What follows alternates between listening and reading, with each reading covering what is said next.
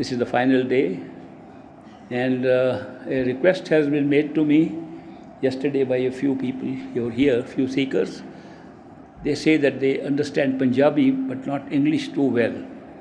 So if you bear with me for a few minutes, I'd like to talk in Punjabi, in their language. And it will be for a few minutes, so those who don't understand Punjabi, please bear with me for a while. ਦੇਖੋ ਸਾਧ ਸੰਗਤ ਜੀ, ਜਿਹੜੇ ਤੁਸੀਂ ਖਾਸ ਤੌਰ 'ਤੇ ਆਏ ਹੋ ਇੱਥੇ, ਤੁਸੀਂ ਕਿਉਂਕਿ ਵਾਹਿਗੁਰੂ ਪਰਮੇਸ਼ਰ ਨੂੰ ਮਿਲਣਾ ਚਾਹੁੰਦੇ ਹੋ, ਇਸ ਪਿੱਛੇ ਆਏ ਹੋ ਇੱਥੇ। ਵਾਹਿਗੁਰੂ ਪਰਮੇਸ਼ਰ ਸਾਡੇ ਘਰ ਦੇ ਅੰਦਰ ਹੈ, ਸਾਡੇ ਸਰੀਰ ਦੇ ਅੰਦਰ ਹੈ, ਬਾਹਰ ਨਹੀਂ ਮਿਲ ਸਕਦਾ।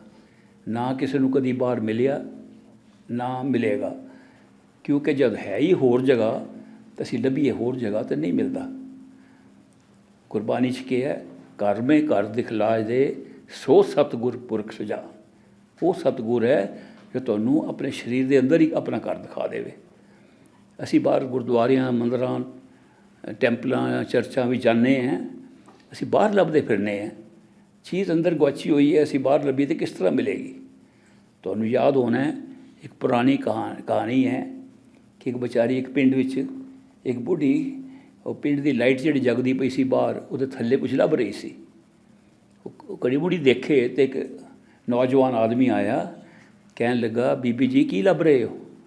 ਕਹਿੰਦੀ, ਮੈਂ ਕੁਛ ਸੂਈ ਨਾਲ, ਧਾਗੇ ਨਾਲ ਕੁਛ ਬੁਣ ਰਹੀ ਸੀ, ਮੇਰੀ ਸੂਈ ਗਵਾਚ ਗਈ ਹੈ, ਉਹ ਮੈਂ ਲੱਭ ਰਹੀ ਹਾਂ। ਉਹਨੇ ਵੀ ਸ਼ੁਰੂ ਕਰ ਦਿੱਤਾ ਦੇਖਣਾ। ਫਿਰ ਕਹਿੰਦਾ ਕਿ ਤੁਹਾਡੀ ਸੂਈ ਡਿੱਗੀ ਕਿੱਥੇ ਹੈ?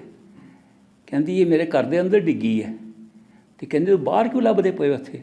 ਕਹਿੰਦੀ, ਮੇਰੇ ਘਰ 'ਚ ਲਾਈਟ ਨਹੀਂ ਹੈਗੀ, ਇਸ ਪਿੱਛੇ ਮੈਂ ਬਾਹਰ ਲੱਭਣੀ ਪਈ ਹੈ। ਸਾਡਾ ਉਹ ਹੀ ਹਾਲ ਹੈ ਕਿ ਚੀਜ਼ ਗੁਆਚੀ ਹੋਈ ਸਾਡੇ ਅੰਦਰ ਹੈ, ਅਸੀਂ ਬਾਹਰ ਲੱਭਣੇ ਪਏ ਹਾਂ।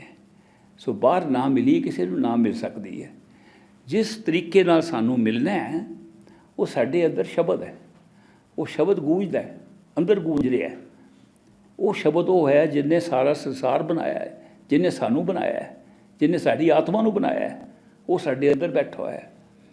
ਗੁਰਬਾਣੀ 'ਚ ਫਿਰ ਆਉਂਦਾ ਹੈ, ਸ਼ਬਦੇ ਧਰਤੀ ਸ਼ਬਦੇ ਆਕਾਸ਼, ਅਖੀਰ ਆਉਂਦਾ ਸ਼ਬਦੇ ਸ਼ਬਦ ਬਿਆ ਪ੍ਰਕਾਸ਼, ਕਿ ਉਹ ਸ਼ਬਦ ਨੇ ਸਾਰਾ ਕੁਛ ਪੈਦਾ ਕੀਤਾ ਹੈ। ਉਹੀ ਸ਼ਬਦ ਜਿਹੜਾ ਹੈ, ਉਹਨੇ ਸ਼ਬਦ ਵੀ ਪੈਦਾ ਕੀਤਾ ਹੈ, ਆਪਣੇ ਆਪ ਨੂੰ ਵੀ ਉਹਨੇ ਪੈਦਾ ਕੀਤਾ ਹੈ। ਉਹ ਸਾਡੇ ਅੰਦਰ ਗੂੰਜਦਾ ਪਿਆ। ਅਸੀਂ ਆਪਣੇ ਕੀਰਤਨ ਨੂੰ ਬਾਹਰ ਗਾਣੇ ਗਾ ਕੇ ਤਾਂ ਉਹਨੂੰ ਸਮਝਦੇ ਹਾਂ ਸ਼ਬਦ ਕਰਨੇ ਪਏ। ਉਹ ਸ਼ਬਦ ਨਹੀਂ ਹੈ। ਜਿਹੜਾ ਸ਼ਬਦ ਸ਼ੁਰੂ ਤੋਂ ਬਣਿਆ, ਔਰ ਵਾਹਿਗੁਰੂ ਤੋਂ ਵੀ ਪਹਿਲਾਂ ਸ਼ਬਦ ਸੀ, ਫਿਰ ਵਾਹਿਗੁਰੂ ਬਣਿਆ, ਉਸ ਸ਼ਬਦ ਦੀ ਗੱਲ ਕਰਨੇ ਪਏ ਆ। ਉਹ ਸਾਨੂੰ ਅੰਦਰੋਂ ਮਿਲਣਾ, ਬਾਹਰੋਂ ਨਹੀਂ ਮਿਲਣਾ। ਇਸ ਕਰਕੇ ਸਾਡੀ ਸਾਰੀ ਖੋਜ ਆਪਣੇ ਅੰਦਰ ਹੋਣੀ ਚਾਹੀਦੀ ਹੈ। ਅਸੀਂ ਆਪਣੇ ਪੱਕੇ ਗੁਰਦੁਆਰਾ ਸਾਡਾ ਸਾਡੇ ਸਿਰ ਦੇ ਉੱਪਰ ਹੈ। ਜੇ ਗੁਰਦੁਆਰੇ 'ਚ ਕੀਰਤਨ ਸੁਣਨਾ, ਅੰਦਰ ਜਾ ਕੇ ਕੀਰਤਨ ਸੁਣੋ। ਗੁਰਬਾਣੀ ਜਿਹੜਾ ਆਇਆ, ਕਲਯੁਗ ਮੇਂ ਕੀਰਤਨ ਪ੍ਰਧਾਨਾ, ਉਹ ਅੰਦਰ ਦੇ ਉਸ ਕੀਰਤਨ ਦੀ ਗੱਲ ਕਰ ਰਹੇ ਜਿਹੜਾ ਕਿ ਜੁਗਾਂ ਜੁਗ ਚੱਲਦਾ ਰਿਹਾ।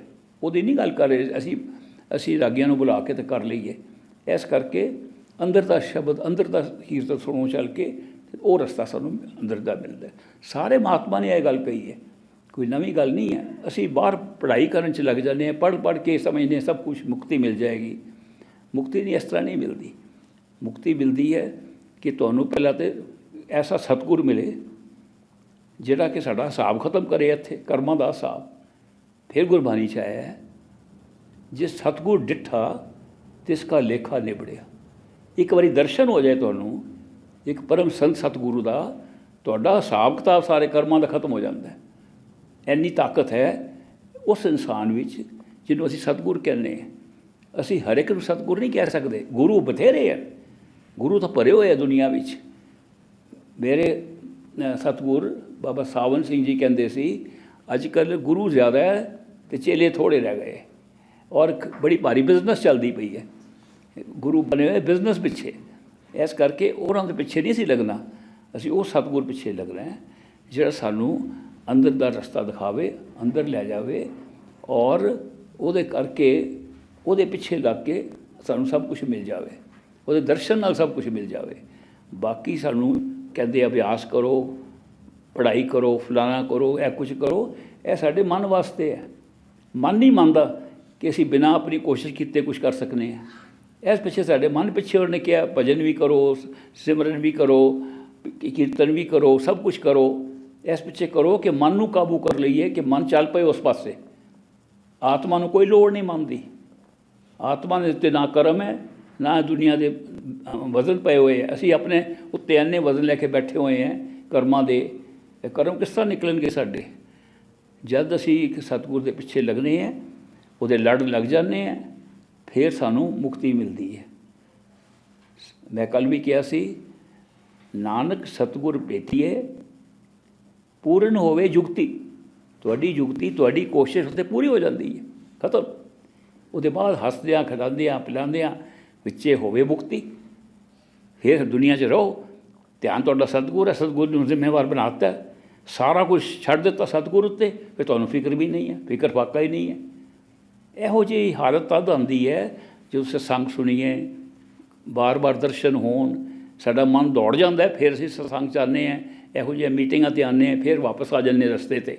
ਇਹੀ ਮਕਸਦ ਹੈ ਇਹਨਾਂ ਮੀਟਿੰਗਾਂ ਦਾ, ਕਿ ਅਸੀਂ ਆਪਣੇ ਆਪ ਨੂੰ ਬਾਹਰ ਨਾ ਲਿਜਾਈਏ, ਅੰਦਰ ਰੱਖੀਏ ਔਰ ਅਭਿਆਸ ਅੰਦਰ ਦਾ ਕਰੀਏ। ਹੁਣ ਮੈਂ ਜੋ ਤੁਹਾਨੂੰ ਕੱਲ੍ਹ ਕਹਿ ਰਿਹਾ ਸੀ, ਅੱਜ ਵੀ ਕਹਾਂਗਾ ਕਿ ਅੰਦਰ ਬੈਠੋ। ਅੱਖਾਂ ਮੀਟ ਕੇ ਬੈਠਣਾ ਕਾਫੀ ਨਹੀਂ ਹੈ। ਅੱਖਾਂ ਮੀਟ ਲੈਣੇ, ਹਨੇਰਾ ਹੀ ਹਨੇਰਾ ਨਜ਼ਰ ਆਉਂਦਾ ਹੈ। ਬਾਣੀ 'ਚ ਕੀ ਆਇਆ?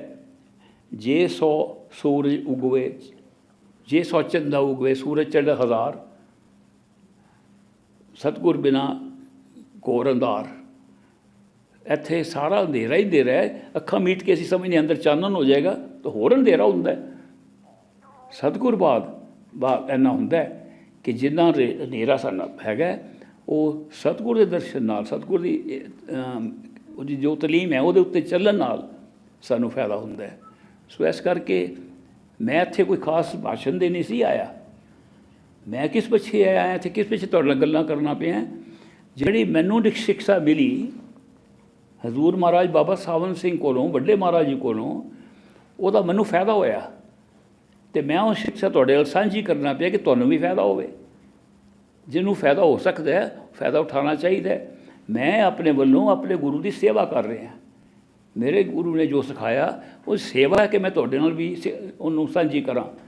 ਇਸ ਪਿੱਛੇ ਨਹੀਂ ਆਇਆ ਕਿ ਮੈਂ ਕੋਈ ਸਿਖਾਉਣਾ, ਕਿ ਮੇਰੇ ਕੋਲ ਕੁਝ ਖਾਸ ਚੀਜ਼ ਹੈਗੀ ਹੈ।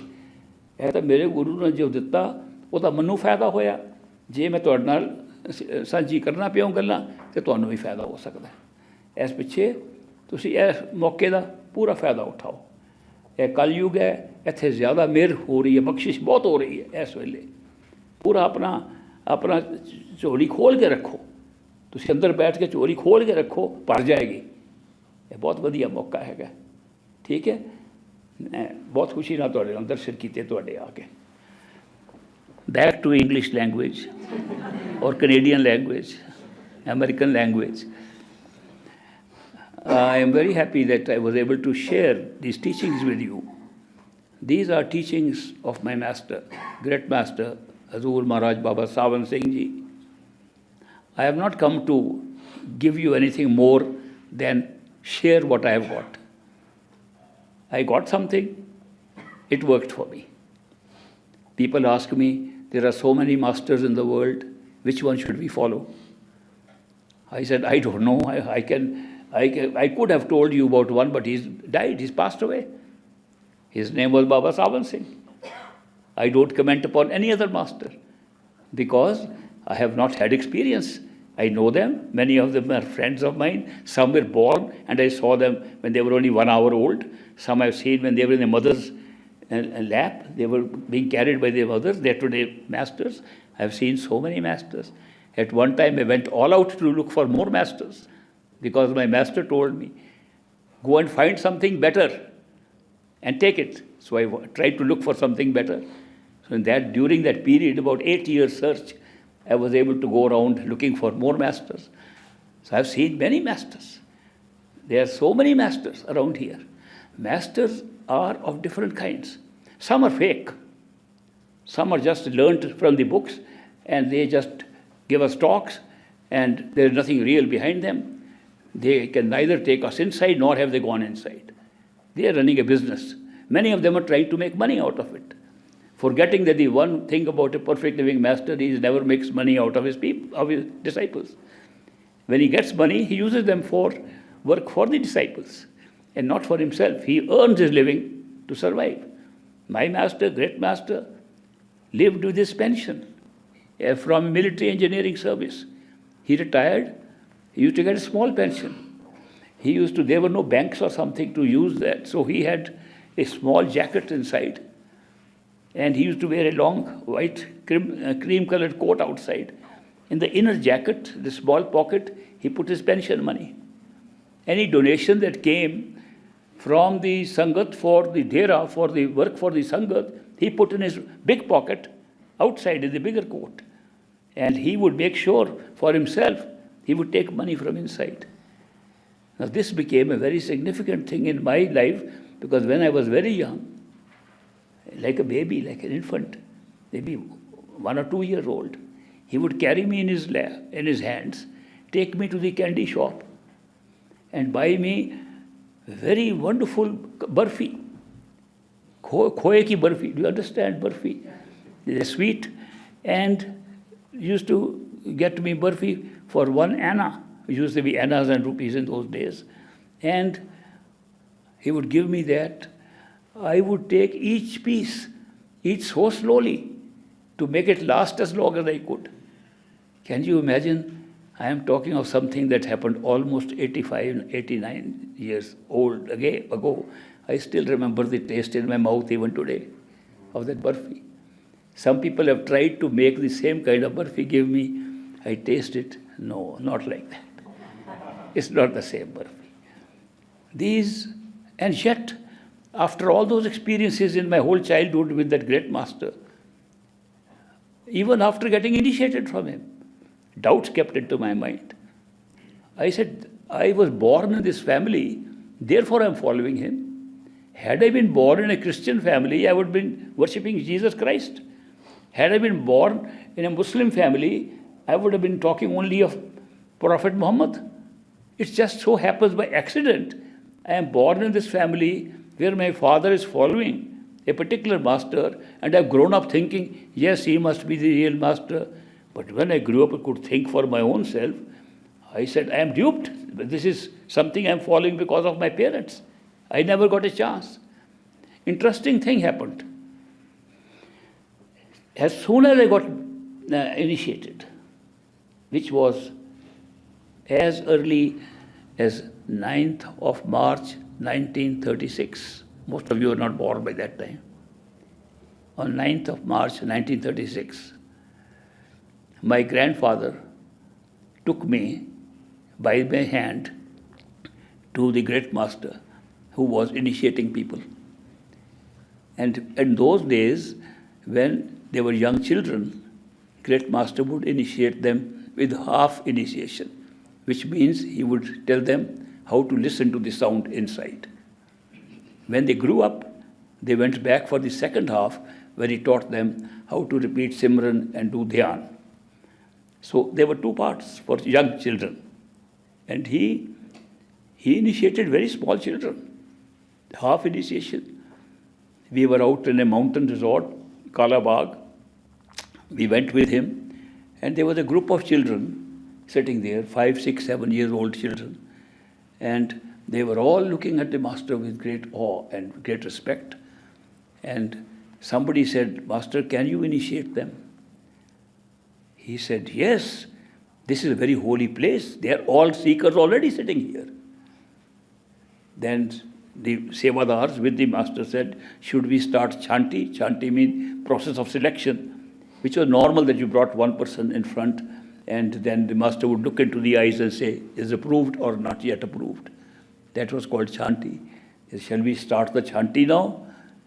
Great master said, they are all selected. And he put all of them and gave them half initiation. I was watching this. I was myself young but older than those people. So I saw this scene that he could initiate those people because they were marked souls. He did not care where they were from, who they were from, what their caste was, what their religion was. They were marked souls. And he gave his darshan, initiation. They all saved.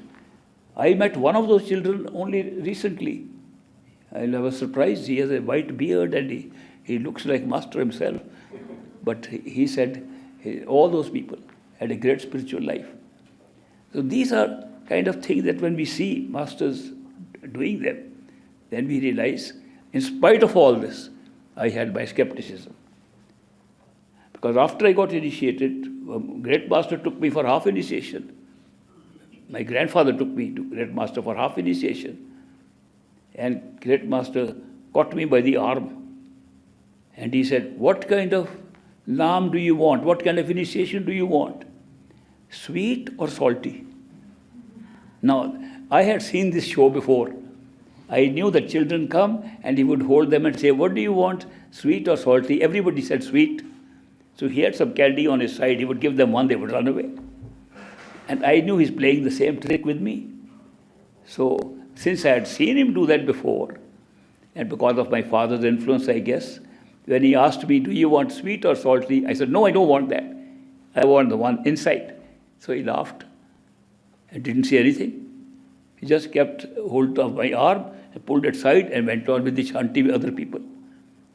I said, he has said neither yes nor no, so which means I have not been selected for half initiation. So, but I tried to get away from him, but his grip was strong. He was holding me on my arm. I still remember. I'm still there. And I tried to say, I was going to play with some boys. I said, if he lets me go, I will go and play. I will play a game called Gulli Danda. I don't know, some of you may know Punjabi people. So, but he did not let me go. When the entire selection was complete, he then pulled me aside and he said, you will get full initiation, but sit straight in front of me. So he took me by the arm inside. The other selected people were already sitting there, some of them. I sat and looked at him. And I can never forget his words, the opening words of initiation. He said, what I am going to give you, I got from my master Baba Jamal Singh. It has worked for me. I hope it will work for you. If it does not, you can try something else. If you can find something better than what I am giving you, go and take it. You don't have to come back to me for permission to take something better. Take it. Please do me one favor, that when you get something better, come back and tell me, so I can also follow what you found out better. These are words of the great master at the time of initiation. I was struck by that. I'm still struck by that how open that was. Here there are groups saying, don't leave our group. You are once here, you will be unfaithful to your master if you go somewhere else. They talk like that. How can that be a perfect living master who tries to hold you by force? Such a thing is called a cult. This is not a cult at all. It gives you complete freedom to go and seek whatever is best. This is one option. If you can find a better option, go ahead. That was so impressive. In spite of this clear thing, when I came to the house after getting initiated, my father did not know, because my grandfather took me. I came home, told him I was initiated, full initiation by great master. My father was overjoyed. I'm so happy. Told my mother, great master gave him full initiation. We were very happy. Then some neighbors came, and my father said, see, my son Ishwar got full initiation today. And they said, oh, we are so sorry to hear that. My father was surprised. Why are they feeling so sorry? I was in another room listening to their conversation. And they say, we are sorry because you know what has happened? You have trapped your boy, the neighbor said.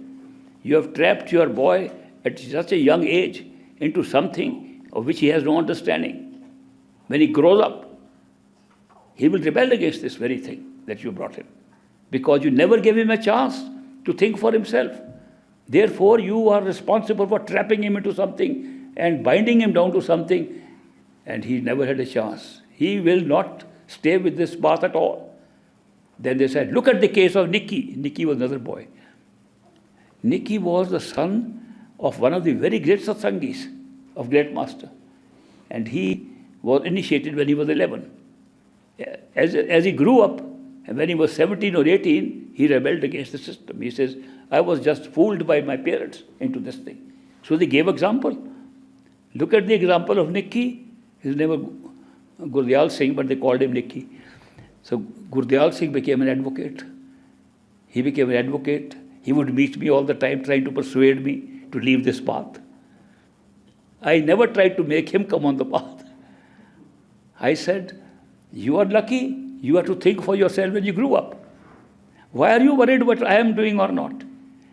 He says, no, but I can't imagine how you can be happy all the time.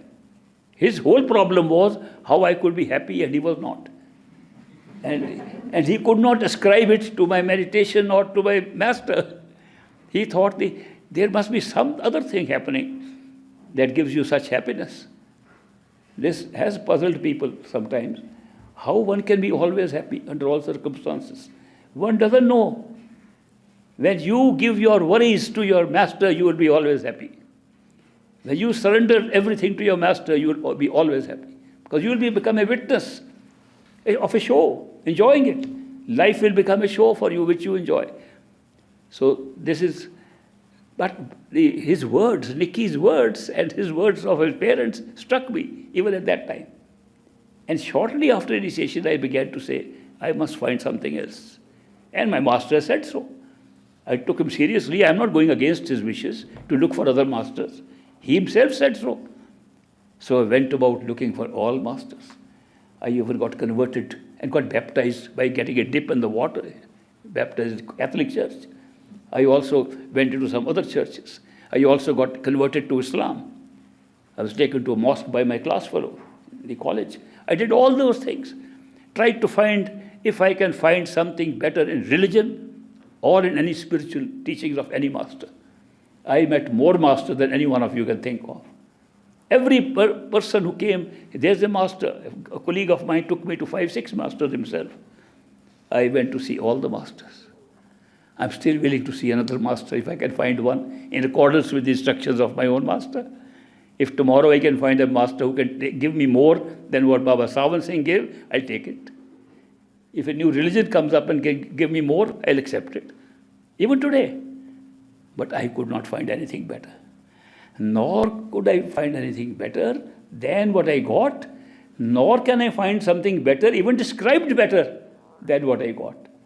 So that is why I am so content and happy with the teachings of great Master Hazur Maharaj Baba Sawan Singh. And it is those teachings I am sharing with you. I am not claiming to be myself a guru or something. I am only saying I am a sevadar of my master and is part of my seva to him. Primarily to him, partially to you, a little bit to you. And that, why little bit to you? Because it is being done under his instructions as seva to him. So if he said, don't share anything, I will stop sharing. If he says, share with the seekers who are interested in the same path that Baba Sawan Singh followed, then share it. I have come here to Calgary for that purpose, to share with you the teachings of a master which worked for me. Or everything I say to you, I must tell you, I say from what I have experienced, not read. It will be a bit of a surprise for some of you that I had not read any spiritual book at all in my life till I reached United States in 1963. I had not read any literature. I was not even interested in reading too many books. Why I had to read the books? I came to Harvard University on a fellowship, scholarship. I had to read a book because I began to tell different satsangis, followers of masters who would gather around, don't start your meditation unless you first sit behind the eyes. Unless you are sure that you are treating your body like a house, and unless you can sit behind the eyes, do not start meditation. They said, no, we have never heard about it before. We have been told, close your eyes, look in front, and keep on repeating the words. I said, how long have you been repeating? How long have you been doing it? Some 20 years, 20 years, 30 years, 40 years. What happened? We are still repeating. So don't you see that if you are taught something and it doesn't work, wouldn't you go and question the master who taught you that you told me something and it's not working? What's gone wrong? Am I doing something wrong? Wouldn't you ask? If you're taught any subject, you keep on repeating the same lesson and nothing is learnt more, wouldn't you go back to your teacher and say, why is not it working? You people are sitting doing the same thing. Never question the master, why is it not working?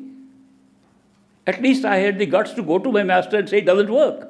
He said, it doesn't work because you're doing the wrong way. That you are just thinking, closing eyes and repeating words will take you anywhere. It won't. Unless you first sit behind the eyes.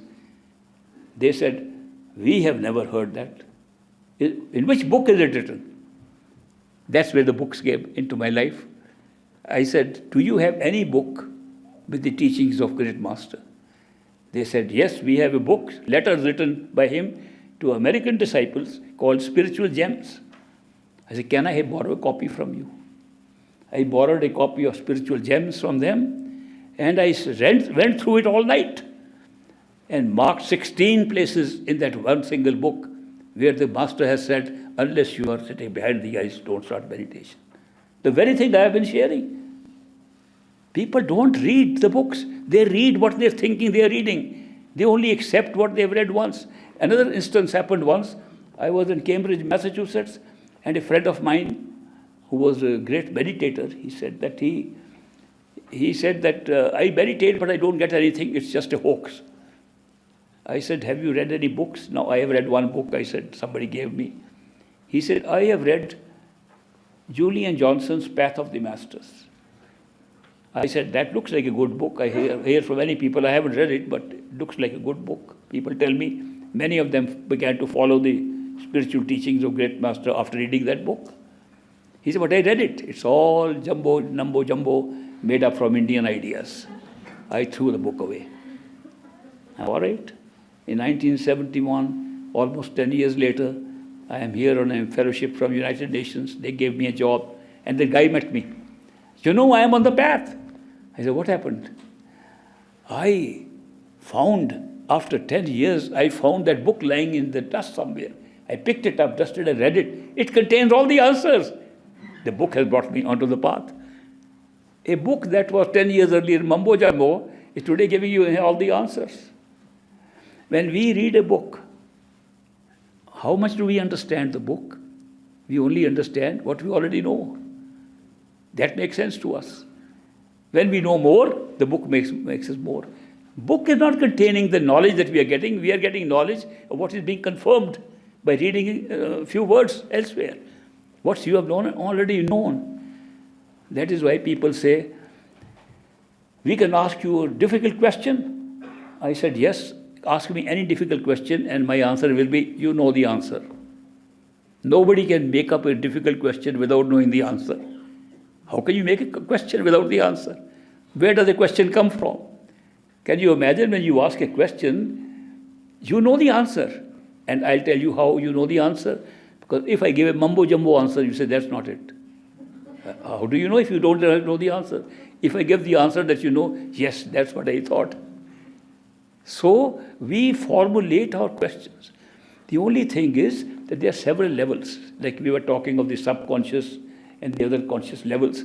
We have some answers hidden in a level that's not straight in front of us. When it's verbalized by another person, put into words by another person, it clicks and we say, yes, that is it. The answer was there, but we had not put it into words. Somebody else is putting it to words and we think he's giving the answer. No, he's only putting words into your own answer. All the answers to all your questions are inside you right now. And you can ask any number of questions. Meditate, you'll get the answers. Pull your attention within and you'll get the answers. All answers are inside you. But we need somebody else to confirm. Somebody else speaks up the same answer. Yes, that makes sense. That's right. That's all about questions and answers. So that is why I am saying that I searched all over, and since I could not find, I got these teachings of great master, and I come and share with you. I hope they are useful to you, because I know you are all seekers of the same truth, same destination that I am seeking. And we are all co-travelers. So we are traveling together on the same path. I'm very happy to go with as many friends as I can. When I call you friends, I say, friends, welcome. I mean it. When you meet me in personal time or interviews, I don't feel that you are meeting me first time. I feel that I have known you all the time. This friendship is not based upon our external bodies. It's not based upon even our thinking. It's not even based on our minds. It's based on our connection with souls. Souls connect with each other. That's totally different. And souls create a gut feeling, creates that intuitive feeling, which makes you know, this is it. And that answer, this is it, cannot be rationalized always. The mind cannot always accept it. And yet we know that is the answer. So my being here with you is really for sharing these beautiful teachings which have worked for me. Since they have worked for me, I hope they'll work for you. If they had not worked for me, I would not be talking to you. I cannot be a hypocrite to say, try this, it'll work for you. Oh, I didn't work for me. That's not good at all. That's not honest.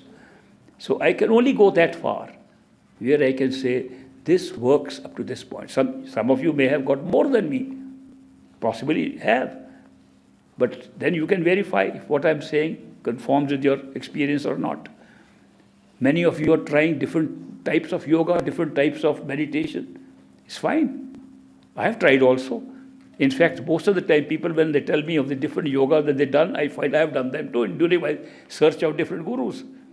Which I think today, I have a feeling that I went through all that process of skepticism and doubts and search for masters, search for different yogis up in the mountains. I went to such kind of strange yogis who gave sand to eat and ate sand, who said that to control your senses, you have to take this thing and this thing. Fortunately, there were no drugs. I'm very happy to remember that there were no drugs, but sand itself is pretty bad, you know. But I tried everything. I tried to see what are the different paths available. And most of those yogis were very happy to have little out-of-body experience or just to get a kick out of what they were doing. It was not more than that. And so I discovered that little energy, extra telepathic energy, extra energy to project yourself, extra energy to experience something other than what you're seeing outside. The walls turn purple and the walls turn yellow and orange. That's not much. People in the university, I was in the university at Harvard, there were two professors, Professor Richard Alpert and Dr. Timothy Leary, both in psychology department. And I met them, and they were talking of different alternative realities. They were talking of getting into another reality by taking some simple drugs, started with the mushrooms. Of course, Dr. Richard Alpert later went to India, became Baba Ram Das. Many of his books have been written as Baba Ram Das. He met Neem Karan Yogi there in India and spent time with him, who taught him meditation. He changed. And Timothy Leary, also professor, they were both expelled from the university for testing out those mushrooms, which they then extracted LSD, they extracted DMT from there, mescaline from those mushrooms. They experimented with them. And they were both expelled. Alpert went to India, and Timothy Leary went to the Pacific Ocean on an island, and he set up a church. Timothy Leary, he died recently, both died recently. Timothy Leary set up a church, called it Church of the Boo-Hoo, because he said, there is no difference between the sublime and the ridiculous. People came to different ideas. I spent time with these people. What are they getting? What are they getting out of it? Nothing much. They are in the cycle of birth and rebirth over and over again. They can't get out of it. What good is all these things? So anyway, there I had a very interesting experience. I had 3 Indian students. They got a special fellowship at Harvard University. The fellowship was for developmental economics and economic developments. And those were for third world countries like India, Africa, and so Latin America. So we had a small group of 10 or 12 people selected. But India provided a big complex. Sometimes there used to be one person, two. That year there were three or four people. We came and we rented a big house in Cambridge. And those three people, other people, I was busy studying or thinking of how good it is to be in another country, to feed. I was going around meeting satsangis. And once I spent my whole reading period in going all over the country to share these teachings like I'm sharing with you now. Those people were having fun and good time. And they had a Muslim friend there in Cambridge who used to believe in having big parties, and drinks and girls and whatnot, and these people went and joined that group. So one day, they told that man, their host, we have a guy sitting in our house. He doesn't come to these parties. And we are afraid when we will go back to India, he will tell our families what we have been doing here. Do you have any solution? He said, oh yeah, bring him here. We'll make him part of our party. No problem. I have done with a lot of Indians and Pakistanis who came. They come with such pious ideas, and I just give them a little good time here in a party, and they all get converted to my way of living. Bring him over. So these fellows came to me and said, there's a party going to go on. We want to take you. I'm not interested in those parties, and it's not my way of life. I don't drink. I don't like those companies that you have. I am very happy with what I have. I like to sit alone. I like my aloneness. People hate it. I like it. I am happy. No, you must come. They tried very hard. I said no. Ultimately, they said, what kind of guru do you have? I still remember those words. You say you have a perfect living master. What kind of a master do you have that you are afraid of meeting some people? That was a big challenge. I'll go. I said, if you are challenging my master, I will go. So I went there. They told the host, we persuaded him to come. So we are bringing him now. And the host said, yes, make sure there is no vegetarian food here. Make sure there is no soft drink here. Make sure it's all alcohol. And better invite all those girls, who wear low neck things. You understand. Real American party. So they invited me there. I go there. I sit in a chair. As it happened, now these are the coincidences I want to tell you. As it happened, 2 or 3 friends, one girl and 2 boys, were sitting near me, next to me, on those little chairs, while our host was preparing kebabs and all meat preparations to serve us. These 3 people had just come from Richard Alpert and Timothy Leary's yoga center. They used to practice yoga with these drugs.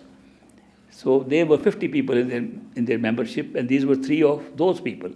So they began to talk to me of what happened today, and they saw different form, they lost their self, they did this. Then I began to join their conversation. I said, did the walls come towards you? Did the color flow like this? They said, you too?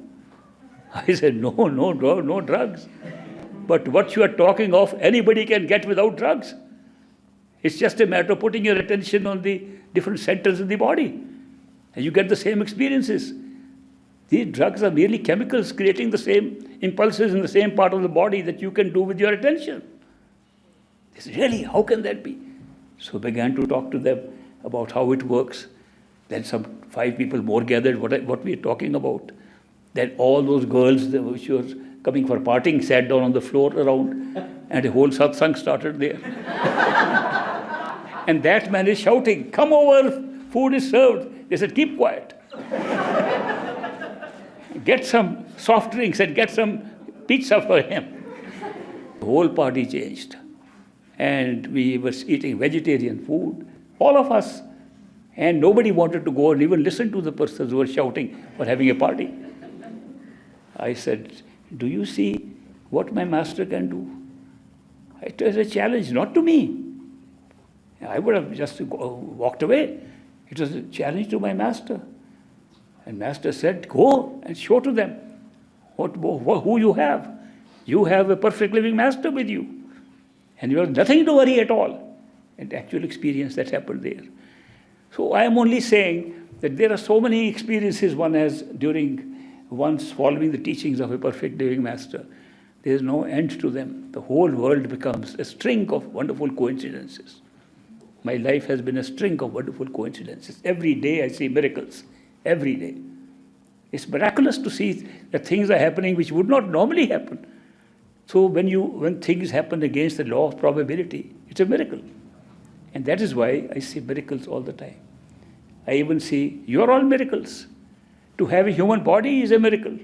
To have the capacity, somebody has written to me this morning in an email, is it really possible to find your own true home, Sachkhand, while you are still in a stool body, that means in a physical body? Because one can understand when soul is there, he can find anything. When you are here in this physical body, can you find that? And the answer is yes. I sometimes wonder which is a better body, astral, causal, or physical? And I would say physical. Better than a higher form of life, better than a higher level of consciousness. Because in that level of consciousness, you cannot seek, nor can you find. You're stuck for a certain period. In this form, you can not only find those forms while still sitting here in this physical body. It's so arranged here that you can even see the ultimate truth, your own true home, Sachkhand, while you are still sitting in this physical body. Then how would we say this is not a great body of ours? The human being has been called the next best thing to the Creator. It has been called an image made in something made in the image of the Creator. Man is made in the image of God. Now when we say he's made in the image of God, what does it mean? It doesn't mean that God has nose and eyes and all that. He's formless. Then what is the common thing between God, the Creator, and this human being in physical body? The only common thing is that God has free will by which the whole system has been created, the whole creation has come into being. And a human being has an experience of free will, even if it's within part of the free will of God. Only human being has an experience of making choices, making his destiny, and God actually makes it. That's what's common. That's why we are of the image of the Creator. And this special facility has been given to us when we are in a physical body. It's great. Therefore, we are very lucky to have this miraculous experience of physical body in which we can find everything that we like. And all we have to do is to use free will to seek the ultimate truth inside you, to seek God within you, to seek the Creator within you. If you can do that, you will be taken back. It is then a perfect living master's job to come to the seeker. It's not the seeker's job to find a master. He cannot find a master. Nobody can find a perfect master because they are too ordinary looking. Their life is ordinary. They can never be discovered. But if you seek, they'll appear. Then they will gradually reveal to you who they are and you'll find out. Therefore, this has been called in our scriptures Nar Narayani De, which means a body in which God himself lives and makes it godly. In which God lives himself and makes it godly. It's the human form in which we have this opportunity. So that is why I feel very blessed to be amongst people who are all images of God, who are all sitting here seeking the same truth I am seeking. It's such a delight to meet co-travelers on the path. You're all co-travelers with me, and I welcome our journey together. If you like to journey together, I'll be very happy. We can hold hands and walk up into our true home. It'll be, this is of course, it's not literal, it's figurative, but that's how we travel. It's such a joy to have travel with a perfect living master. We fly together, we go everywhere together. And that reminds me, I promise that those who have done homework will fly today. How many of you did homework? Not many. Others must have slept. A great master used to say, they used to ask him, Master, you have so much stuff. We understand with one glance you can take a person into Sachkhand. Why are you making it so difficult? That you make us go through all this stuff. We know you have the power. to take any one of us at any time. Why are you making it so cumbersome? He said, this was just for an experience, but I do give you opportunity. He said, we were in the Dera at that time, and we used to sleep outside our houses in the hot weather. He said, I carry a basket of all blessings, great blessings which would help them. I carry my basket, everybody is sleeping, so I come back. I go 3 o'clock. And some of us said, Master, why don't you wake us up then? If you are really roaming around like that in the Dera and we are sleeping, oh, I will. Then he would carry his cane, like that cane. And he would come and we were sleeping. He would, get up, time 3 o'clock. We would get up at 1. Yes, Master. Yeah, now we will meditate. He would go away. He's gone. Okay, he'll go to sleep again. He was so clever, he would come back again and wake us up again. Old memories like these. How masters play with us. You know, they play with us like they are our age, just like us, like real friends. That friendship you can't find anywhere.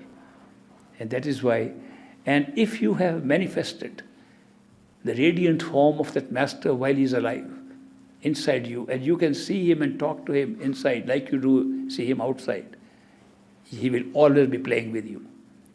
And it's a big game. You will find that the whole of creation is a big game, and you play in this game.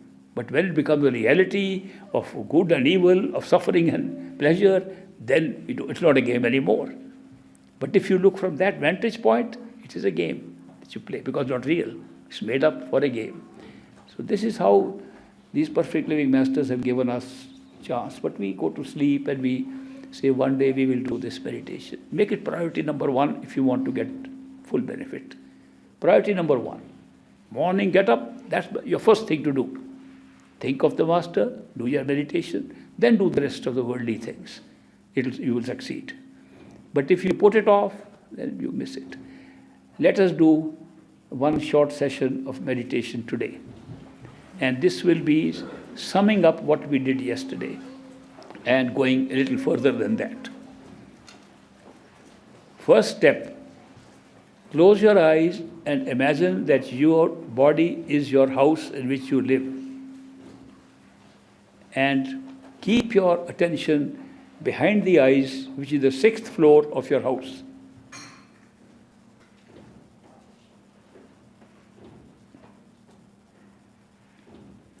Make sure that you are in the top of the body, behind the eyes, and you can sit in your chair, you can sit on the floor, you can stand up, you can walk. Do all these things in that space. And you will notice that it is not that dark because you can see your chair. You can see your hands and feet if you want. You can move around, so it's not that dark as you thought. Now sit down on your chair or cushion right in the center of that room in which you are exploring where you are. Right in the center. And while sitting on the chair, look around.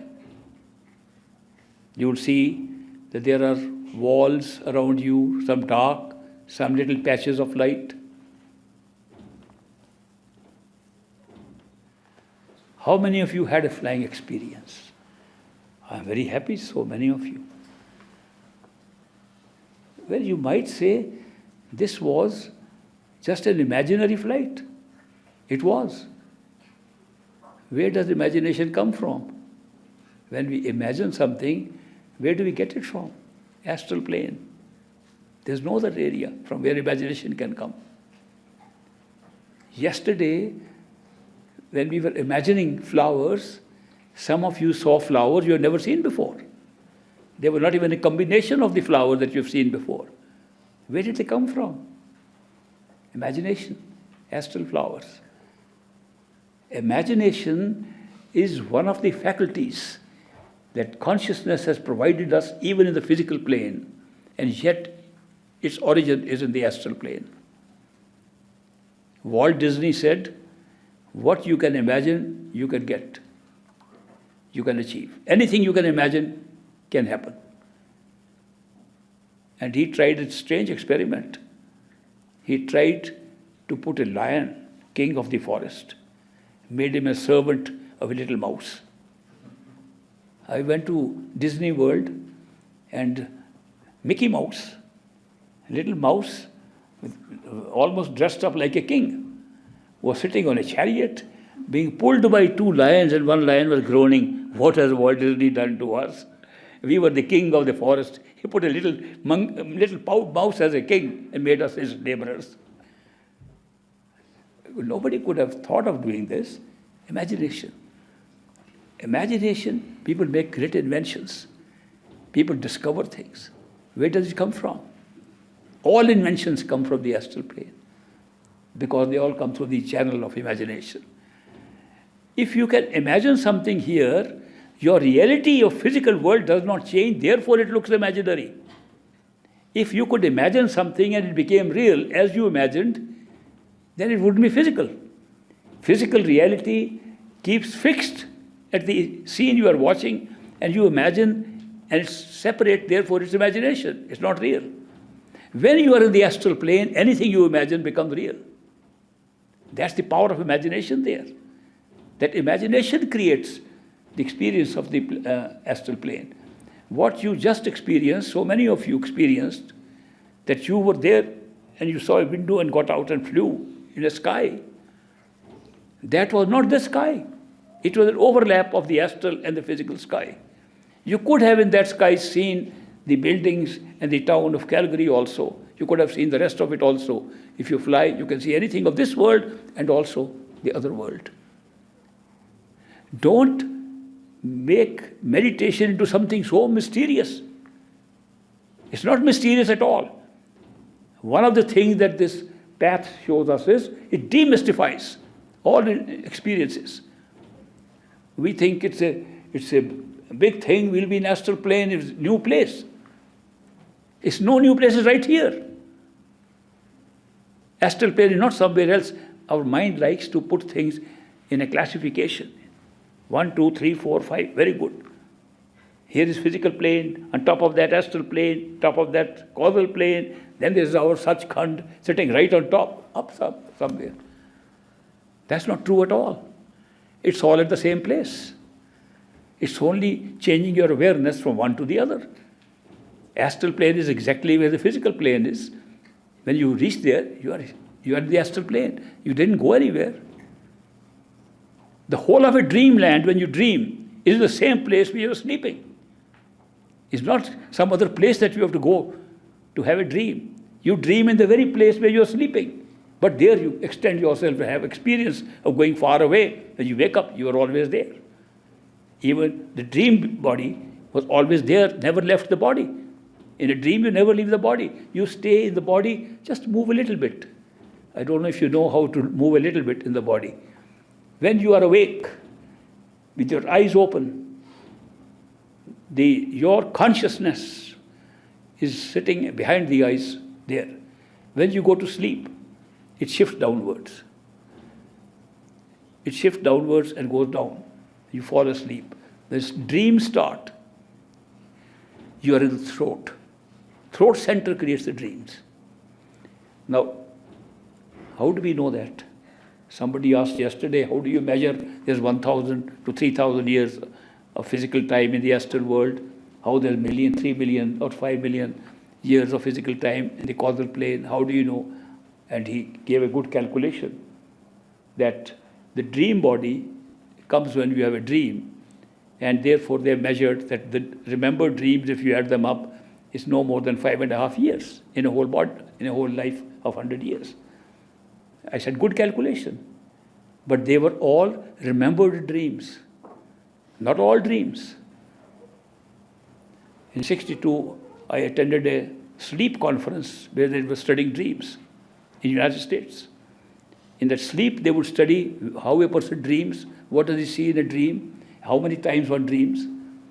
Everybody dreams every night several times, and we don't know. Remembered dreams are very few. Every 7 or 8 minutes, we get a new dream. It lasts a few minutes, then we go to sleep. And how do we know? Because of the relationship of dreaming with the movement of the eye. The eyelid moves as if the eyeball is trying to move along with what you're seeing in the dream. When you're not seeing anything, the eyes don't move. This is called rapid eye movement, REM. Rapid eye movement has been used for a long time to study dream patterns. So in that lab where I worked for a while, they would put the subject to sleep, put cameras on top of them, and electrodes and other things to measure vital signs.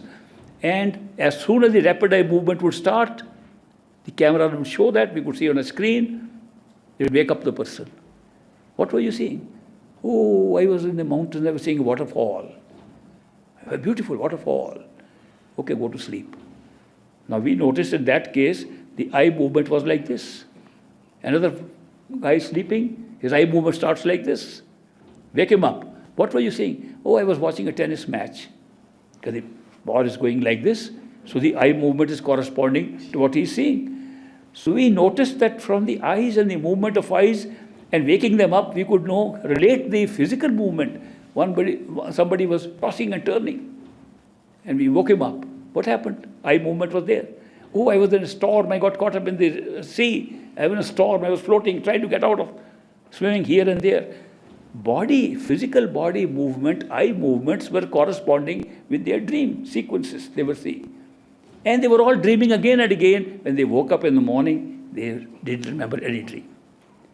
We had to play the tapes for them, that this is what you said when we woke you up. Did we? I don't even remember the dream. I never had a dream. So that is why the dreams are a special sequence of experiences built into our physical bodies. When we rest, we go into that experience, then we wake up into this experience. Now, whether we are in the eyes when we are dreaming or somewhere else, we think the eyes are here right now. Why? We can touch them with our hands. Even if we have closed eyes, we can close our eyes, we can still touch them. We know where they are. Now try one experiment tonight. When you are about to sleep, very sleepy, just sleepy, feeling sleepy, drowsy, going to sleep, try to touch your eyes. You will touch your nose and you will think you're touching your eyes. Because that in the body, that focal point where the attention is creating your consciousness in wakeful state is behind the eyes. It drops downwards as you go to sleep. In dream state it goes here. In deep sleep again it goes further down. And some yogis specially practice that in order to take. There's a certain sadhana, a certain method of practice, which you can deliberately lower it to lower positions and have a different kind of set of dreams altogether, which they think are spiritual experiences, which they're not. It's merely the ability to drop your position of attention where you are operating from in the physical body. All these things, some of you have practiced, I have gone through some of them, but we know these are all experiences that are different, but not awakening to a higher level of awareness, higher knowledge, knowing more. Knowing more comes when you stay here and go behind and up. They are all built into the physical body, but that's how they operate. I hope you will be able to do more homework, I might say. Practice what you heard here, practice what you have learned from your own masters, and practice and get to the real nitty-gritty of this santamat, of the path of the masters. It's all inside, nothing outside. Whatever you want, you'll find inside. Everything is inside. I'm happy that I spent these 3 days with you. In the afternoon, I'll join you for prashad. Now, prashad is blessed food. And we used to get prashad. I got special prashad in the form of barfi. I can't forget that. But that's another story. But the other prashad that we got from the master, when there were few of us, then we could go to the master and get it. In the very early days of the Dera in Bias, India, there were very few people. When we went in the beginning, when I was a very small child, there were at about 20 people coming for a monthly discourse, monthly satsang, 20 people. the big Bandara, which was the passing away date of his master Baba Jamal Singh, was 29th of December each year. And 29th December was a big gathering, huge gathering of 200 people. That used to be the very big, huge gathering. So there, about out of 200 people, 10 or 15 or 20 would be Sevadars. And great master would, to the Sevadars, personally go and give the prashad, hand them personally. Others, he would deliver when they came. As the crowd grew, then other Sevadars began to distribute the prashad while he was sitting. Later on, of course, crowds were huge. Hundreds of thousands of people would come. And then the prashad was just somebody getting it blessed from him, from a distance even, because the crowd was too much. But we remember the time, which was great, gathering was small, and we could get the prashad from his own hands. Today, in the afternoon, I want to give you prashad, blessed by my master, great master Hazur Maharaj Baba Sawan Singh, whom you cannot see because he has died. I can see because he lives in me. Therefore, while I see him, I'll request him to bless that prashad. So for me, it is as good as his blessing when he was alive. Therefore, I have great respect for my prashad. So that's the kind of prashad I want to give to you. And since, because of my age and my infirmity at that age, I will request you, if you can come to me, to take the prashad. Otherwise, I would love to come to you and distribute it myself in your own hand where you are sitting. But just for convenience, I will give it to you myself as you come along, one by one. And how many of you would like prashad? Oh, let me count. No, we'll manage it. We'll manage it. When I come back, we'll manage it. Okay, I'll take up a couple of a few questions that are still there.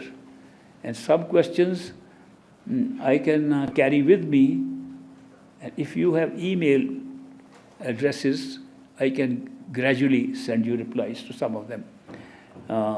Most of the questions that are asked from me are already been answered by me in one of my several talks I've given over the past several years.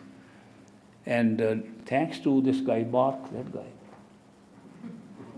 He's done a great seva by bringing my talks to all around the world.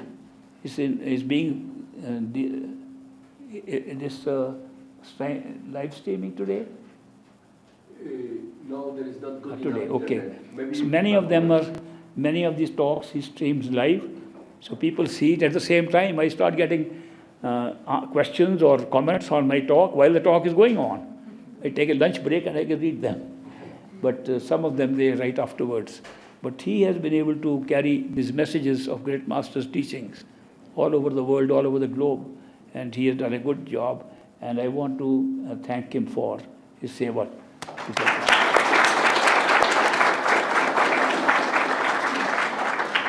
I also want to thank our hosts who have worked very hard to organize this. That is my good friend Manjeet Parmar and his wife Jaswinder. They are here. They have worked very hard to do all this, and I'm very happy. And Great Master has accepted their seva, and I am grateful for what they have done to enable me to meet so many co-travelers during these 3 days here in Calgary. I'll take up a few questions, and then I meet you again for prashad at 3 o'clock. And there are still people wanting to have personal time or interview with me, and we have time after the prashad. I'll give time for that.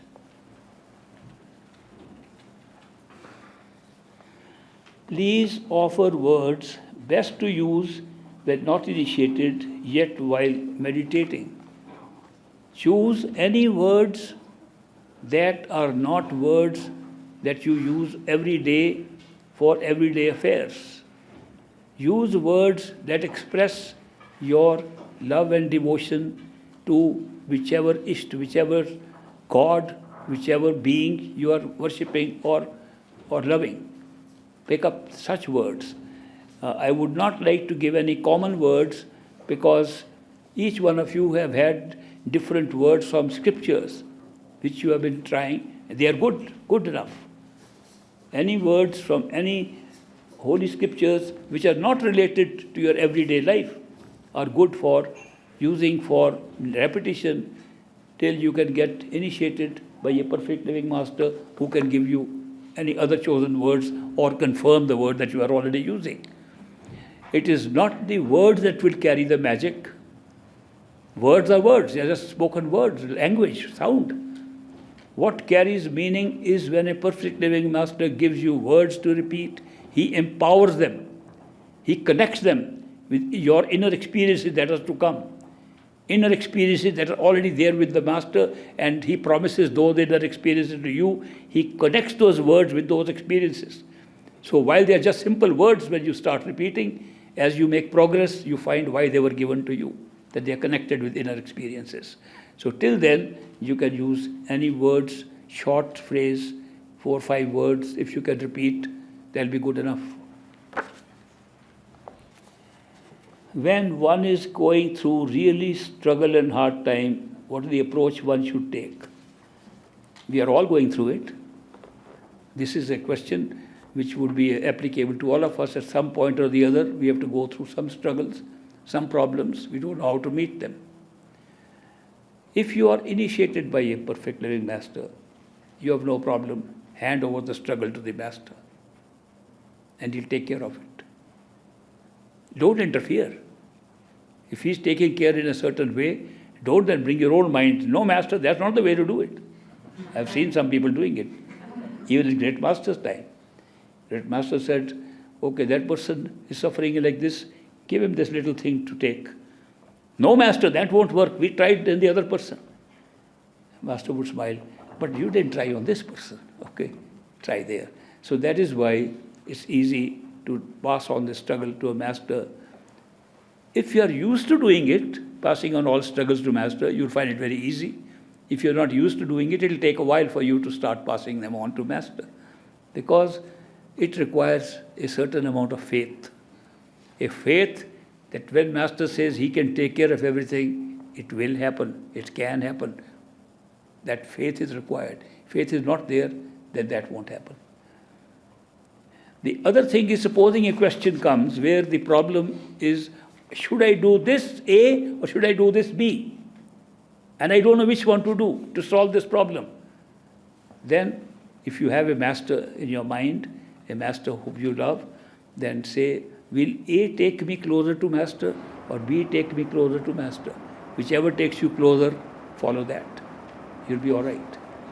If you have no master and just want to use your own conscious self, your own ability in your mind and your consciousness, how to solve problems, then say, this problem I can solve in this way.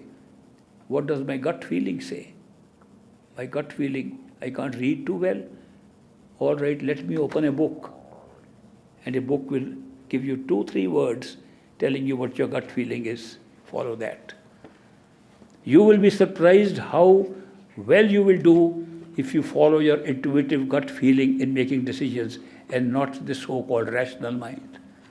Especially when you are not sure what to do. If you are clear what to do, then do it. But if you are not sure, then use intuitive awareness more than thought-out awareness, and you will go much better off.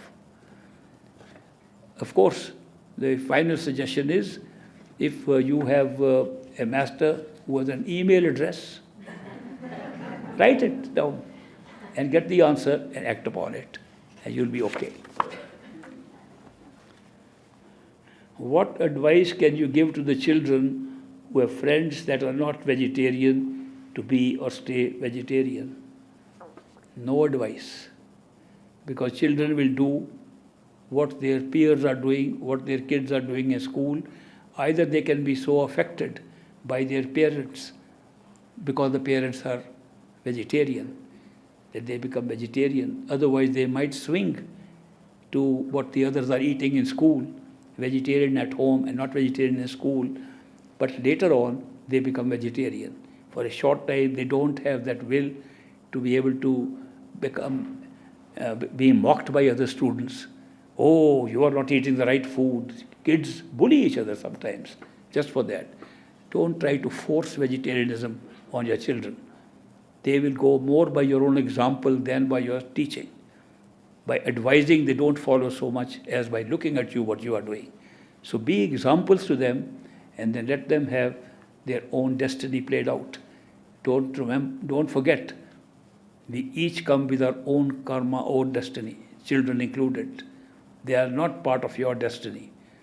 Your destiny is linked with them while they are growing up and you bring them up. So both of you have interconnected karma, but they carry their own karma. So we can't interfere too much their lives. Interference will make them hide things from you rather than do what you are saying. So it's better to let them grow. Be examples in the house as best as you can, and they will pick up from that. And if they divert slightly once in a while, that's because they are avoiding being bullied or mocked at by other kids. They will come back to the vegetarian path later on. Don't worry too much about it. What is the benefit of meditation if mind keeps wandering all the time and does not sit still even for a few seconds? No use. No benefit. Sorry. Meditation where the mind is not even still enough for you to listen to the meditation, to the Simran, to the words, that's no use. If you are repeating words like a parrot, then parrot is not gaining any consciousness by repetition. So about you? Which reminds me of a little silly joke about parrots. It looks like so many of you already heard. Is there anybody who has not heard the parrot joke? Please raise your hand. Okay, please, the rest of it don't laugh. Only those who have not heard the parrot joke should laugh. Once upon a time, there was a church pastor who had 2 parrots, and he trained them to recite verses from the Bible.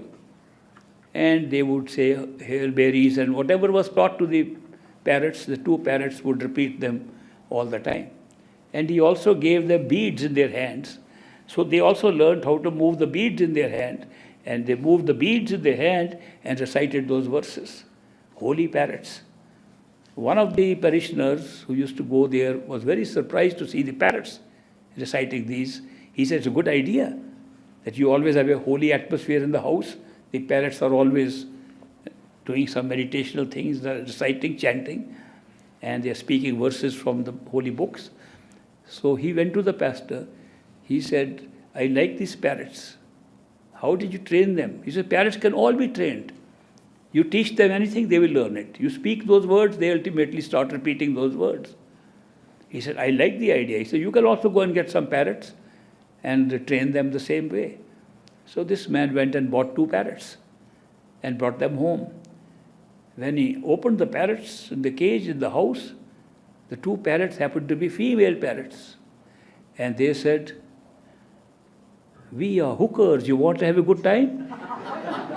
He was shocked, what kind of parrots have we brought? He said, this is terrible. I didn't want to have these parrots. So he went to the pastor, he said, I got the parrots, but they are speaking this horrible language. They are talking, they are hookers and want us to have a good time. He said, oh, no, these are parrots who have been trained that way by the pet storekeeper or somebody. It doesn't matter, you can retrain them. So you can retrain them, then when they hear the good words, they will replace them with the old words.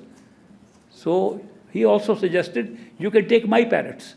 Take my parrots, and when they will move the beads, and they will say good holy things, your parrots will learn them. So this man brought the pastor's parrots, the 2 parrots, to his house. And the parrots were, of course, sitting there. He brought his own 2 parrots in front. And his 2 parrots said, we are hookers, you want to have a good time? Pastor's one parrot looked at the other and he said, throw away our beads, our prayers have been answered. In order to make meditation successful, don't be like a parrot. No, don't think that parrot stories are all like that. There was a businessman who did business of import and exports. He used to take things from India to Africa and sell them there. He brought African cashew nuts or whatever they made to India. Indian silks he would take there, sell them. His business was exports and imports like that. Every year he would go once to Africa carrying his merchandise, and he would sell that there and bring something from there. Once, on one journey of his, he went through a parrot jungle, a forest with a lot of parrots in it. And he saw those beautiful parrots. He said, I should take one of them with me. So he bought a cage and he captured one of the parrots, put him in a cage and brought him back to India. And he fed him with the best parrot food. You know what is best parrot food? In Punjabi we call it churi and lal mirch and green mirch.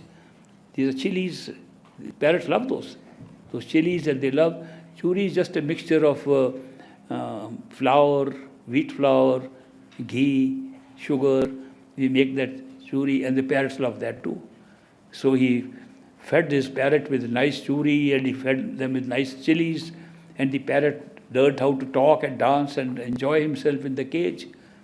Next year, when he was going back to Africa, he asked the parrot in his cage, I am going back to your homeland. Any message you want to send to the other parrots? And the parrot said, yes, tell them I'm enjoying my life in this cage. I eat churi, I eat chilies, and I dance, and I am having a good time. So the merchant went there after finishing his work in Africa. He went to the same forest where the parrots were there. He said, come on, parrots, come, I have got a message for you. And he told the parrots, you know, I took a parrot home last year. The parrot has sent you this message. He says he is enjoying his life in the cage. He eats churi and chilies and dances and sings and is very happy. Upon this, one elderly parrot sitting on a branch near him got tears in his eyes. And after tears, he fell down dead. The merchant was very shocked that this parrot must be very close to the parrot I took, that he could not stand the message. And he cried with tears, and he died. Anyway, being sad, he came back and told the parrot in the cage. He said, I went and conveyed your message to the parrots, but there was one elderly parrot there. When I conveyed your message that you are enjoying your life in the cage and you are eating churi and chilies and dancing and singing, he had tears in his eyes and he fell down dead. On hearing this, the parrot in the cage got tears in his eyes and he fell down dead. He said, oh foolish merchant, if you knew they were so close to each other, that parrot could not stand this message. How would your parrot have stood this message? Anyway, disappointed, he took the dead bird out and threw it out. As soon as the dead body was thrown out, it began to fly. And he said, you aren't dead? He said, no, I'm not dead. Nor is the parrot in the jungle. He only sent me a message. His message was, if you want to get out of this cage, die while living.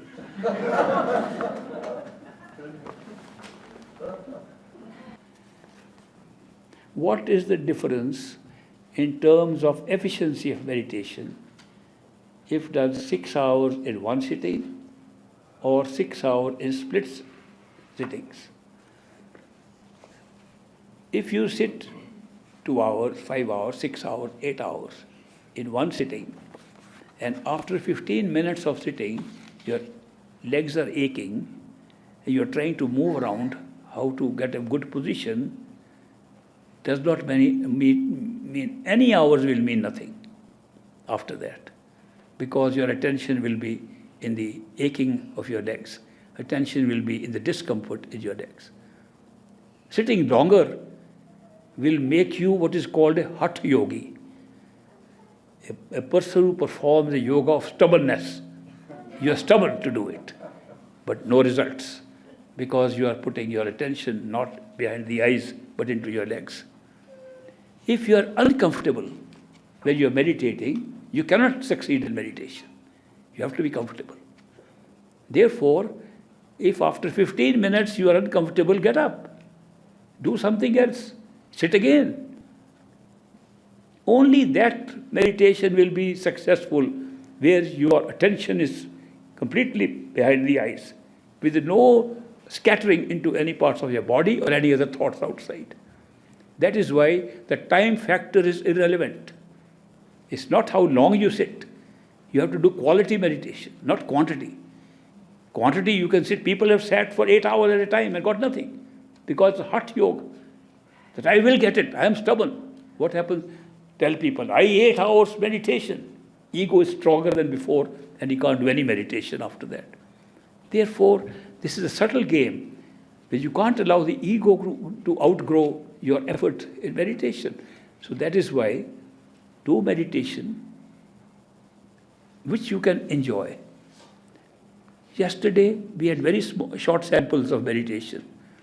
And when I asked last time, did you enjoy the meditation? So many of you raised your hands.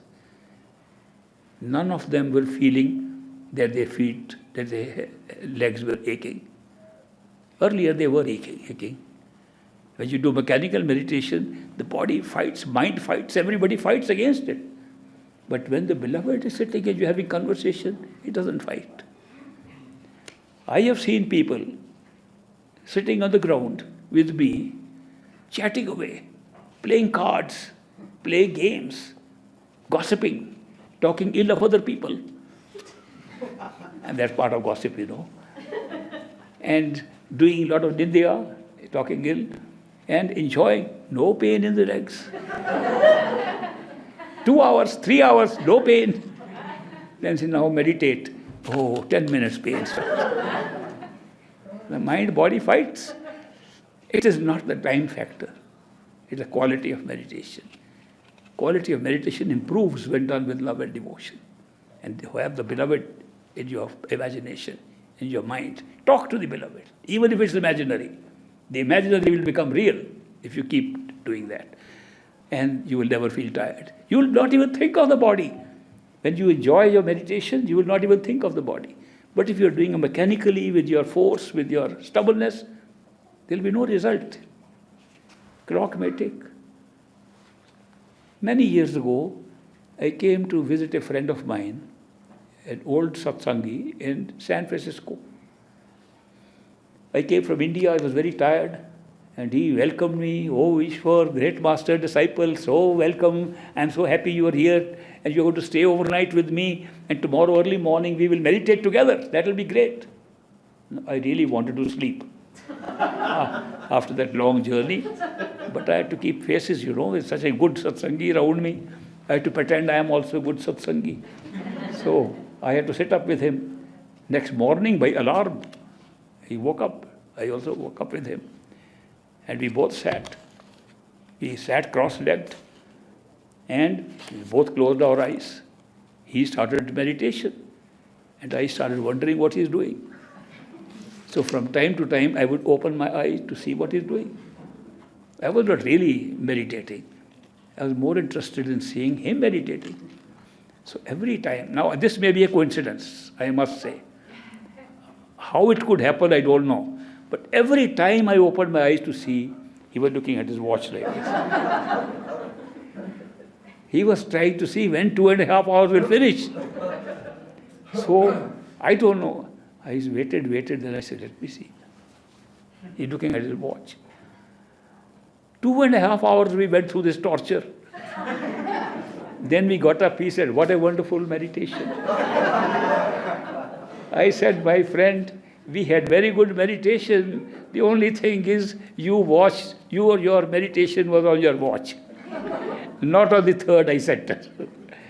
Because you were constantly, not only when you looked at the watch, you were constantly thinking, when 2.5 hours will finish. And every time he thought 1 hour has finished, he would look at the watch, it was only 5 minutes. So that is no meditation. That doesn't do anything. And you're trying to force yourself. No. You can split the time as many times as you like. There are people who work at night. There are people who work at odd hours. And you can't fix a particular time. In India, we could. We had regular hours. We all slept at night. There was nothing to do at night. There were no real clubs or casinos or anything. No places where people go all night and spend there. So there 3 o'clock looked very good. It was quiet. We could get up at 3 o'clock, meditate up to 5 or 5:30 or something, or meditate 1.5 hours and keep an hour for meditating before going to sleep. This was a great recommendation by great master. You must meditate about half an hour before going to sleep to make your whole sleep into meditation. So that was important. It's not enough in the morning. So you could do as much as you can in the morning. Sometimes you can get an afternoon time. Sometimes you get little 15 minutes, 10 minutes. Hours don't matter. Quality of meditation will matter. 5 minutes of meditation with full concentration of attention behind the eyes is better than 2.5 hours of scattered meditation, with your mind scattered all over.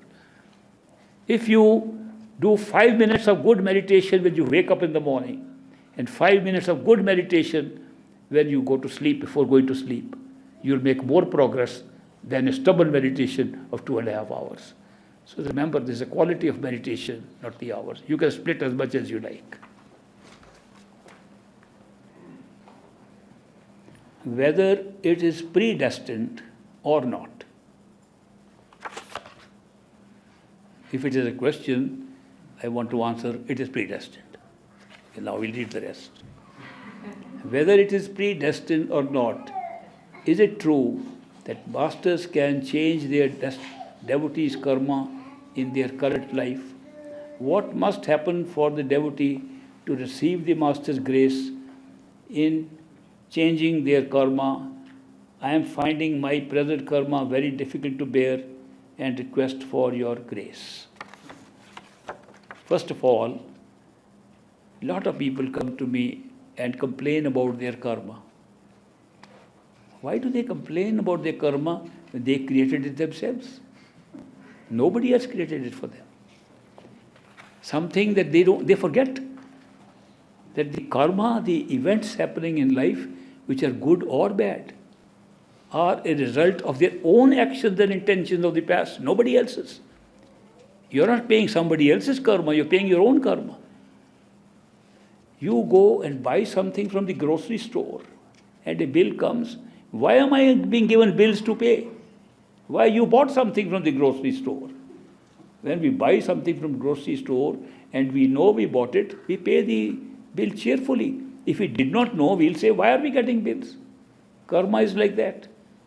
It is a debt we have to pay. It's a reward we accept for our good actions. It is something we created for ourselves. Nobody else has done it. And then to cry and blame somebody, especially blame God himself. Why did you give me bad karma? He says, I didn't give you. Sorry. You gave it to yourself. In this show, in this physical world, we create our own karma with our own minds. And we come and pay with our own minds. And we suffer or enjoy with our own minds. So that is why karma is our own creation and we have created it. So to ask for leniency, one can say, were you lenient when you did these things in your past life? Are you lenient today when you are doing those nasty things to people and to animals and to others? And you will say, why am I suffering like this? If you are forgetting what the results of your actions will be in this life, how can you ask for change of destiny of what you did earlier? You say we should take responsibility. Then take responsibility. These are your actions. But having said that, if one's karma is so bad, it interferes with the spiritual journey. Masters do intervene. Masters intervene and lighten the karma. But the law of karma prevails here, and therefore masters sometimes take upon their own bodies, take upon their own suffering of a person whose karma they are changing the destiny. Most people don't know that. Master changed my karma. Okay, I will do it. And Master got sick. Master falls sick. Oh, Master help me. What about Master falling sick? Of course, master will fall much less sick than the person would have gone through that. And therefore, masters do intervene like that. Their intervention is not meant merely to relieve karma. Their intervention is that if the karma at that stage is preventing you from on your spiritual path, they will intervene so that the karma becomes light and smooth enough so you can go through it and not interfere in your spiritual path. They can do it. How do you get that intervention? Second part of the question. By requesting for it, praying for it, begging for it. That's the way to ask. They say that a mother does not give the child something and the child cries for it. Let's cry for intervention. Masters will see if the change of destiny is necessary, softening of the blow is necessary for their spiritual progress, he will do it. But he'll take it in a small way upon himself. There was a very wonderful satsangi of great master who at some point in his earlier life, before he came to great master, committed a murder. After he became a satsangi, the trial started.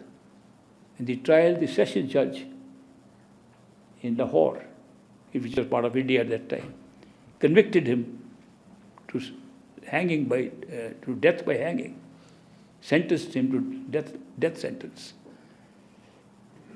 And his relatives and all ran up to him.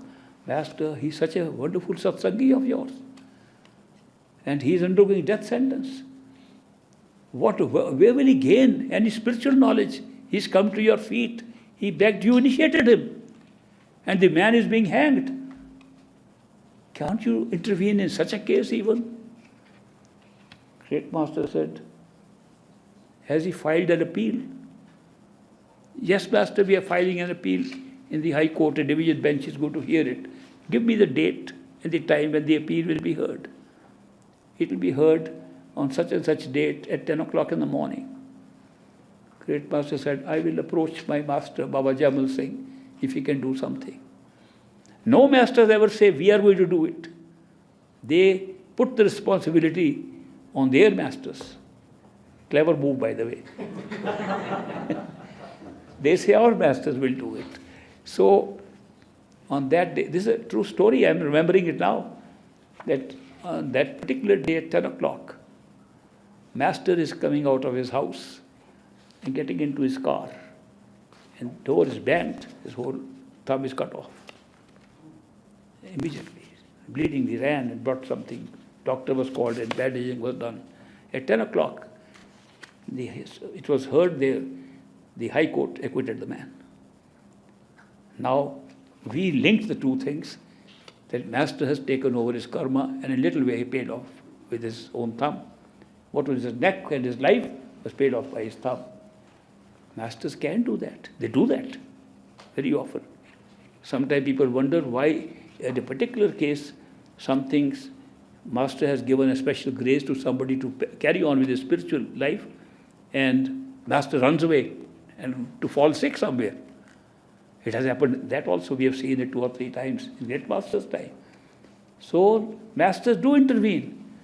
But when you want intervention of a master, remember you are transferring something to the master.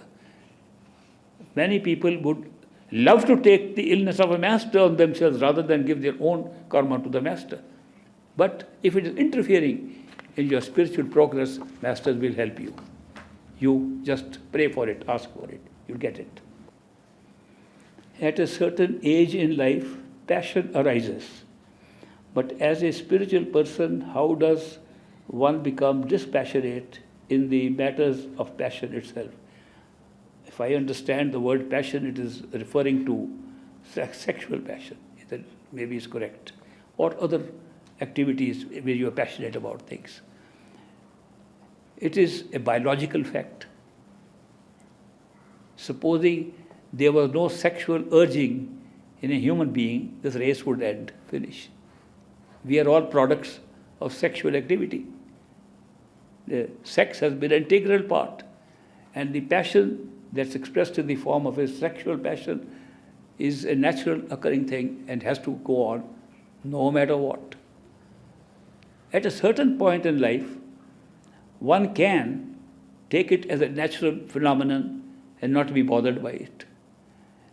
If you are on a spiritual path from an early age and go through this phase, being on a spiritual path, doing your meditation regularly, you will find that the meditation keeps on going irrespective of what is happening in life that looks like a drama going on, in which you are acting like an actor, which is the truth. Our soul is a spectator of the drama in which mind, senses and body are acting. But we don't take it like that. We think we are the body.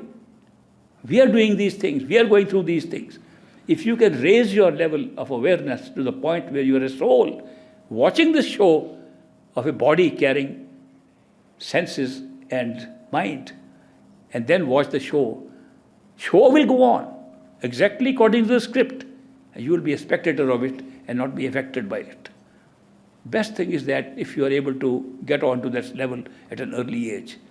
If you are not, you're caught in the middle and you can't disassociate yourself from your mind, then if sexual passion pulls you away from meditation, then you must treat it properly. And some people, in my presence, went to Great Master to ask his advice. And his advice was, do lot of running and exercise, take cold baths, and it will help you. That's a very physical suggestion he gave, but I have noticed many times it works. Expend your energy on more exercise, physical exercise, and read more spiritual books to occupy your mind in that. And by occupying yourself like that, you'll be able to have some control over these things, and that will help you.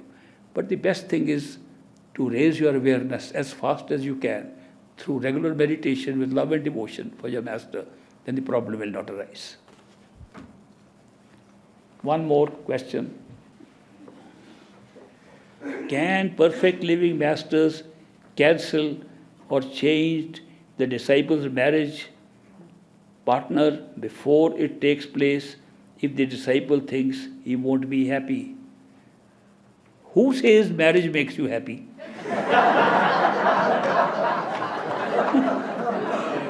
I have never seen that phenomenon. On the other hand, I have said the fastest, most wonderful way, most useful way of paying your karma wholesale is to get married. There is nothing faster to pay off karma than having marriage. Marriage, they say, is made in heaven.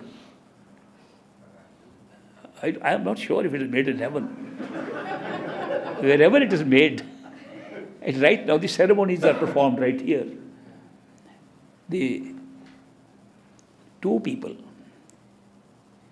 are thinking of getting married. They are dating, meeting each other and loving each other and doing whatever they can show their best form to the other because they want to get married. Then they get married, no necessary to show your best form anymore. You are together. Now you show your worst form together. It happens in every case that I have seen in my whole life. There was a couple in Reno, Nevada, in USA, and Charles and Mary, they were young, they fell in love. They really doted on each other. They said, we are soulmates, made for each other. So they got married. And the arguments and fights started within a few days. Honeymoon was always very short. It always is. And they began to see the worst part of each other. This is no good. They divorced. And after divorce, they began to miss each other again. They fell in love with each other. And they were so happy with each other, they married again. Same couple. The fight started again. They divorced and married third time again. True story. When they were not married, they were so happy dating each other. When they got married, everything changed.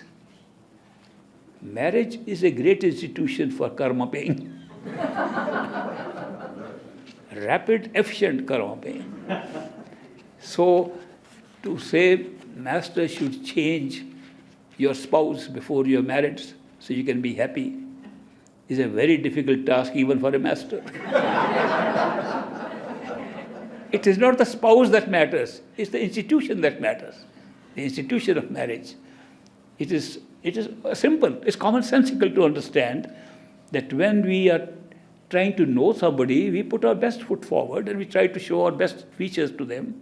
And when you are married, you take everything for granted. You can't help it.